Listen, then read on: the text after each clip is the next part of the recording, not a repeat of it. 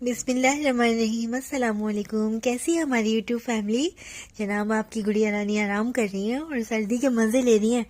अच्छा, मेरे पास कमेंट्स आए थे कि मैं ज़ैनब के कपड़े चेंज नहीं करा रही, तो उस असल में ज़ैनब को स्वेटर पहना रखा था ना, तो स्वेटर की वजह से आप लोगों को लग रहा होगा। वरना आपकी गुड़िया रानी तो मुझसे इतने सारे काम लेती हैं, इतनी खिदमतें लेती हैं और मैं कोई एहसान नहीं करती इनके ऊपर। खैर कि इनमें से इतनी खुशबुएं फूट रही होती हैं, बॉडी वॉश कराती हूँ, इनको हैंड वॉश कराती हूँ और ऐसा लगता है कमरे में कोई फूल लेटा हुआ है जिसकी खुशबू पूरे कमरे में महक रही है।